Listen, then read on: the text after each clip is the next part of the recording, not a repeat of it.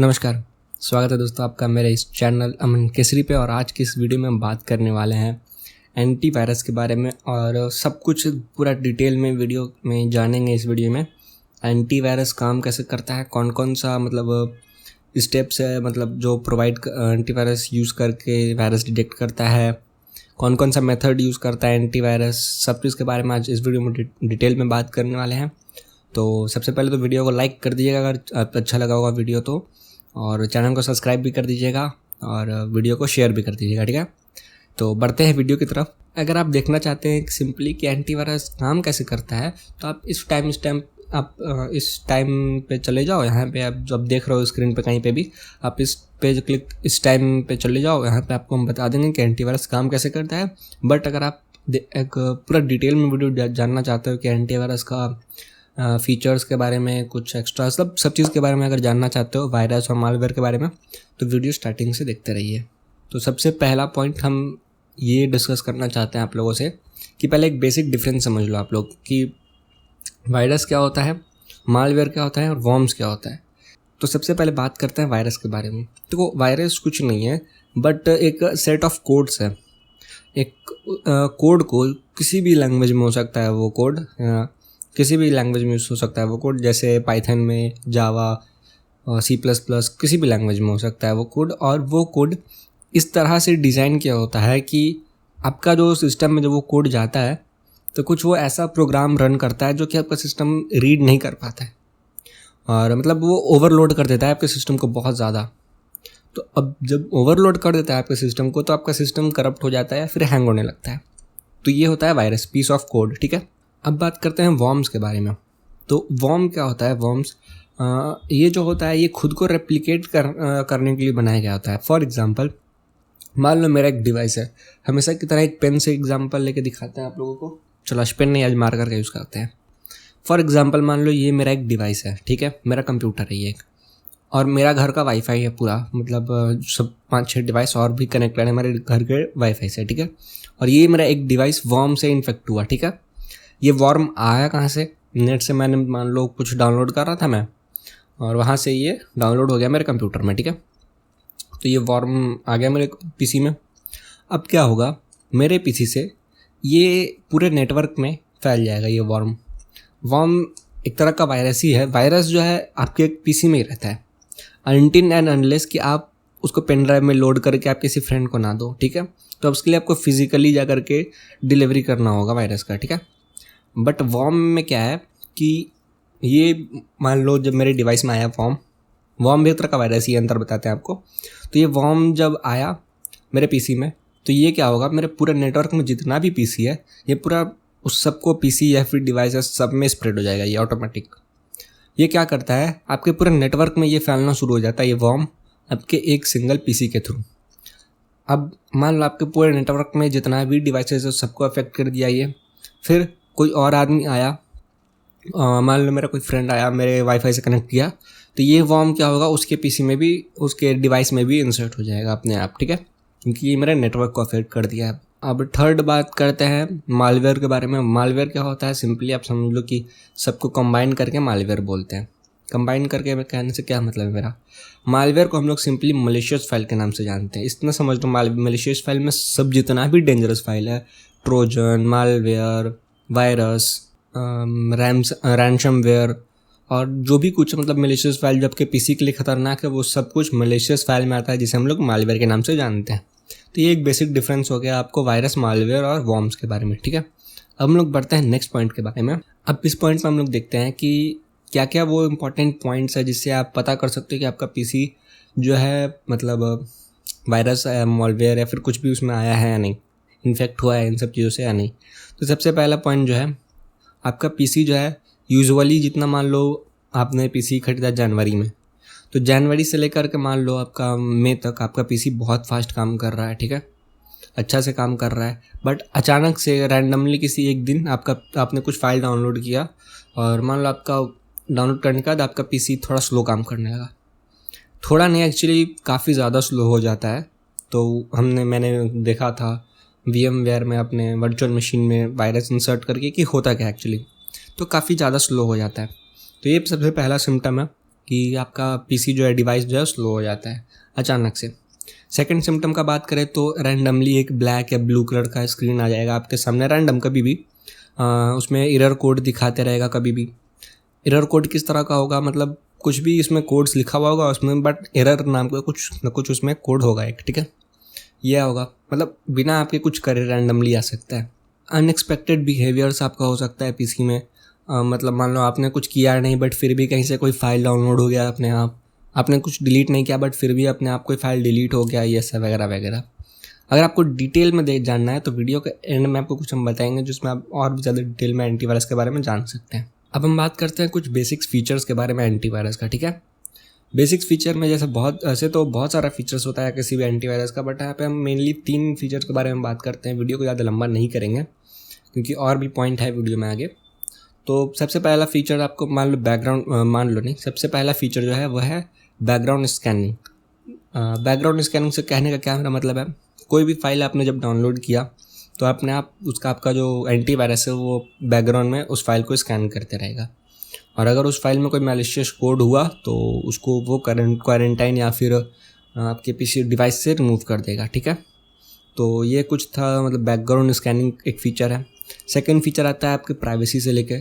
For example मान लो कोई आप ऐसा वेबसाइट पे जा रहे हो या फिर कोई ऐसा एप्लीकेशन यूज़ कर रहे हो जो कि आपका कैमरा का एक्सेस मांग रहा है, तो उस केस में आपका पीसी जो है आपको वार्न करेगा कि बता देगा कि ये एप्लीकेशन जो है आपका कैमरा का एक्सेस मांग रहा है, आप उसको देना चाहते हो या नहीं देना चाहते हो।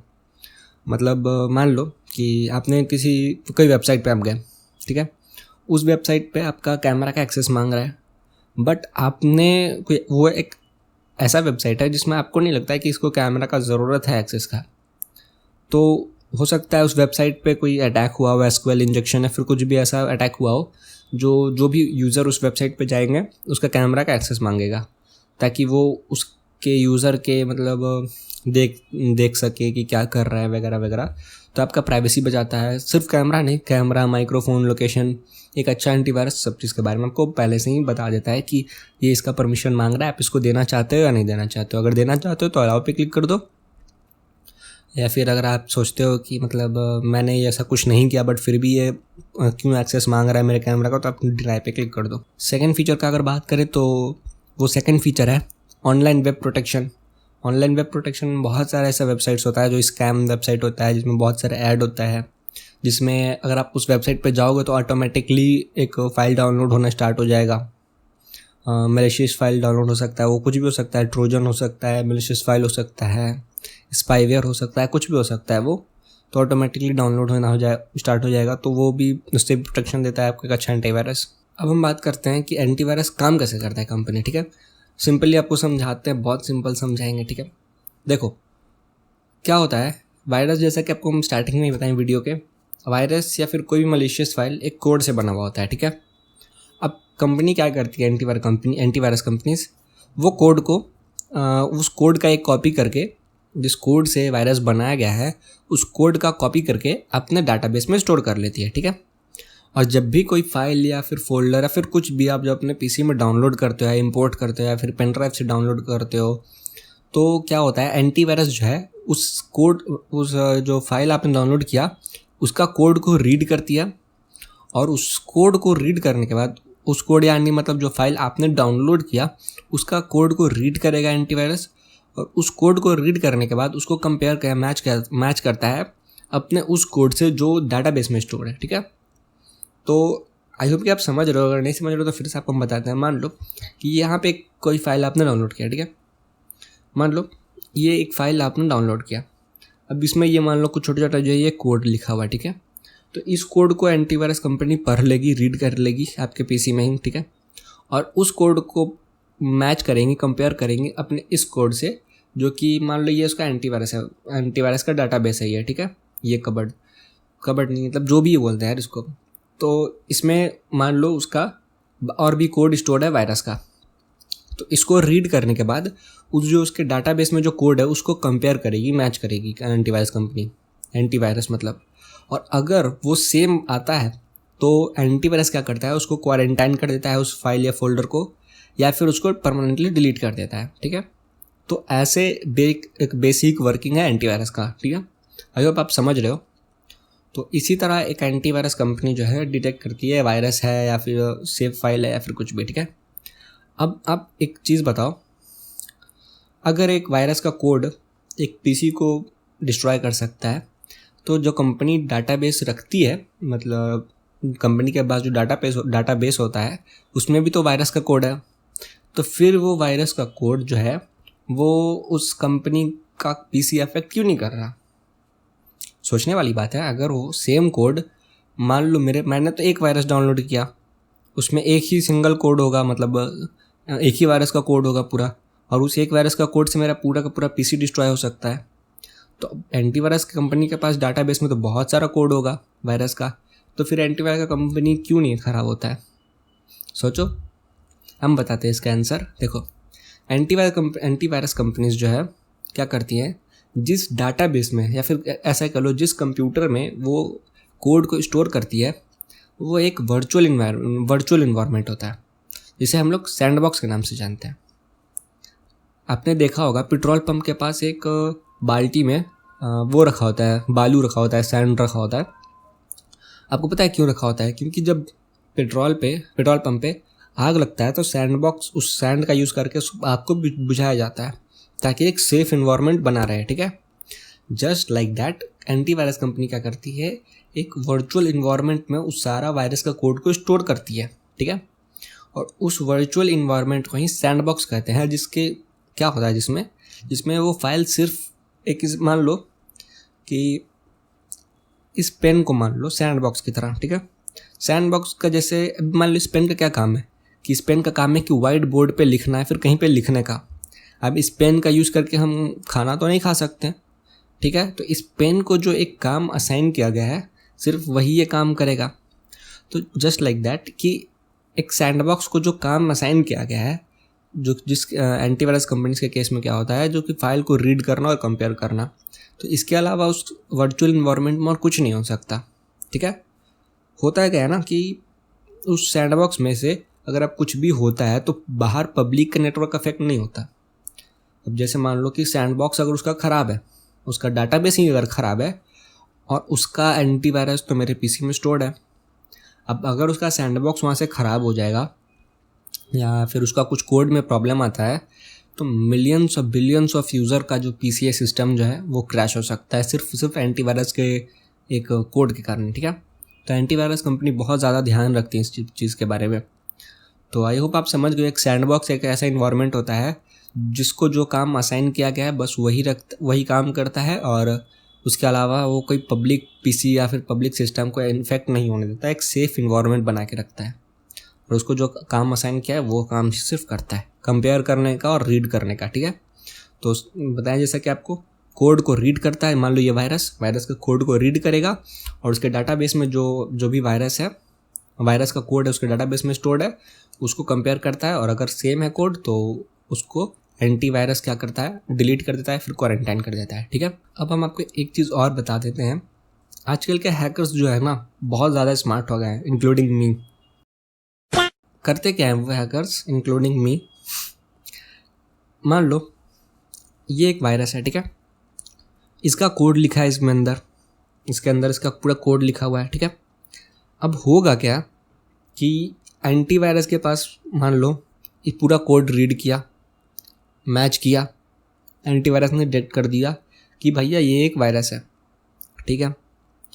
क्या होगा अगर इस कोड को हम चेंज करके इसको थोड़ा हम मॉडिफाई कर दे, तो अगर हम मॉडिफाई कर देते हैं वो कोड को, फिर तो एंटीवायरस कंपनी नहीं डिटेक्ट कर पाएगी उसको, क्योंकि अगर हम इसको मॉडिफाई कर देंगे उस कोड को, फिर तो ज़रूरी नहीं ना है कि मॉडिफिकेशन के बाद वो कोड अवेलेबल हो ही कंपनी के डाटाबेस में, या फिर नहीं भी अवेलेबल हो सकता है कि नहीं। या फिर ये भी हो सकता है, बहुत हैकर्स क्या करते हैं कि अपना खुद का ही प्रोग्राम करके एक वायरस बना लेते हैं। तो अब जब खुद का ही आप बना रहे हो मतलब खुद का ही अगर आप वायरस बना रहे हो खुद का कोड यूज़ करके, तो भी कोई ज़रूरी नहीं है कि चांसेस बहुत कम होते हैं ना कि जिस कोड का आप यूज़ कर रहे हो सेम कोड स्टोर्ड होगा एंटीवायरस के डाटाबेस में, है ना। तो इसीलिए क्या होता है ना कि मतलब एक वायरस के बनने के बहुत टाइम के बाद यानी 2-3 महीनों के बाद जब वो वायरस फैलने लगता है, जब वो वायरस काफ़ी ज़्यादा पीसी को अफेक्ट करता है, तब जाके कहीं उस वायरस का जो है कोड को पढ़ा जा सकता है, पता चलता है एंटीवायरस कंपनी को कि अच्छा एक ये नया वायरस आया है जो कि अफेक्ट कर रहा है बहुत सारा पीसी को, तो इसका भी जल्दी से कोड कॉपी करके डाटाबेस में स्टोर करो। और ये काफ़ी ज़्यादा जल्दी होता है, मतलब काफ़ी 2-3 महीना ही आप इसको जल्दी ही समझो, ठीक है।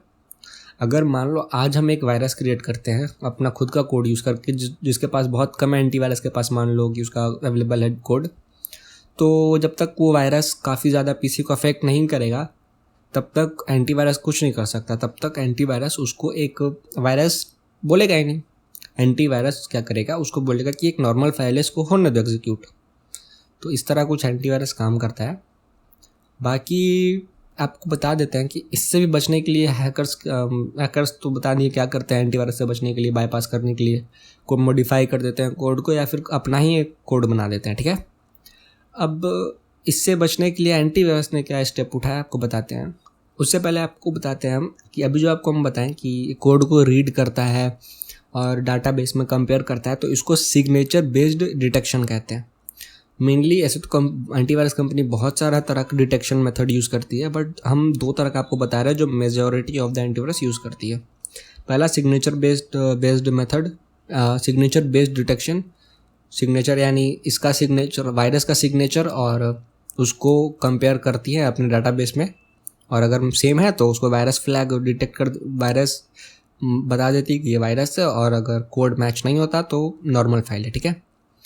अब जैसे कि आपको पता है हैकर्स स्मार्ट हो रहे हैं, कोड को मॉडिफाई कर देते हैं, तो उसके लिए क्या करते हैं बताते हैं आपको। एंटीवायरस क्या करता है, एंटीवायरस जो है ना, एक टीम ऑफ कंप्यूटर साइंटिस्ट को हायर करता है antivirus company. Team of computer scientist जो क्या करते हैं, वो अलग अलग फाइल जो कि मान लो थोड़ा वायरल हो रहा है, जो कि फैल रहा है काफ़ी ज़्यादा, तो उस फाइल के ऊपर एक्सपेरिमेंट करते हैं वो एंटीवायरस कंपनी के कंप्यूटर साइंटिस्ट उस फाइल के ऊपर एक्सपेरिमेंट करते हैं, ठीक है। और उस एक्सपेरिमेंट में अगर उनको पता चलता है कि अच्छा ये एक वायरस है, इस कोड से अफेक्ट हो रहा है पीसी, तो वो उसका कोड को वापस उस डाटाबेस में डाल देते हैं, और फिर उस डाटाबेस से अगर फिर से वो वायरस मान लो अगर वायरल हो रहा है किसी पीसी में, तो अब अपडेट के बाद वो पता चल जाएगा कि चाहिए कि वायरस है। बट ये भी काफ़ी स्लो है मेथड है, एंटीवायरस कंपनीज जो यूज़ करती है काफ़ी स्लो मेथड है ये भी। कैसे स्लो है आप खुद सोचो। मान लो मैंने एक पीसी को टारगेट किया, मान लो मैंने ये एक वायरस बनाया खुद से, ठीक है। अब इस वायरस का यूज़ करके मुझे सिर्फ इसी पीसी को टारगेट करना है, इसी डिवाइस को टारगेट करना है। तो अब जब हम खुद से बनाए हैं तो चांसेस तो बहुत कम है ना कि एंटीवायरस कंपनी इसको डिटेक्ट कर पाएगी, इसको वायरस फ्लैग बता पाएगी कि ये वायरस है। तो हम तो जो मेरा काम था वो तो हो गया, अब इसके थ्रू आगे पूरे दुनिया में किसको भी अफेक्ट करे तो हमको क्या लेना देना उससे। तो ये भी काफ़ी ज़्यादा समय लग जाता है इस मेथड को भी इम्प्लीमेंट करने में, कि साइंटिस्ट जो है कंप्यूटर साइंटिस्ट एक्सपेरिमेंट करती हैं वायरस पे और फिर उसको बताती है। और इस मेथड को हम लोग क्या कहते हैं, इस मेथड को इस मेथड को antivirus company heuristic based detection कहती है। आप स्क्रीन पे देख लेना स्पेलिंग अगर हम गलत बोल रहे हैं तो। ह्यूरिस्टिक बेस्ड डिटेक्शन ये नाम है इसका, इस मेथड का। तो आपको दोनों हम बता दिए, एक सिग्नेचर बेस्ड मेथड जिसमें कोड को रीड करके कंपेयर करके बताता है कि एंटीवायरस कंपनी की एंटीवायरस है या नहीं है। दूसरा ह्यूरिस्टिक बेस्ड मेथड जिसमें साइंटिस्ट उसको एक्सपेरिमेंट करते हैं, और एक्सपेरिमेंट कहाँ करते हैं, किसी नॉर्मल कंप्यूटर में नहीं, एक्सपेरिमेंट करते हैं एक सैंड बॉक्स में। तो ये था वीडियो आज का। अगर आपको वीडियो पसंद आया तो वीडियो को लाइक कर दीजिएगा, चैनल को सब्सक्राइब कर दीजिएगा और बेल आइकन को भी प्रेस कीजिएगा। और मेरे चैनल पर जाकर के और भी कई सारा वीडियो देखिए, इंटरेस्टिंग वीडियो बनाते हैं एथिकल हैकिंग और साइबर सिक्योरिटी और इन्फॉर्मेशन सिक्योरिटी के ऊपर। तो अगर आप इंटरेस्टेड हो इन सब चीज़ों में तो चैनल को सब्सक्राइब ज़रूर कीजिएगा और जाकर के वीडियो भी देखो, और बाकी सारा अगर अच्छा लगे तो देखना, और लाइक वगैरह सब कर देना, ठीक है। कमेंट करके बताइए कि वीडियो कैसा लगा। Till then be happy, be safe, और मिलते हैं नेक्स्ट वीडियो में। Bye guys.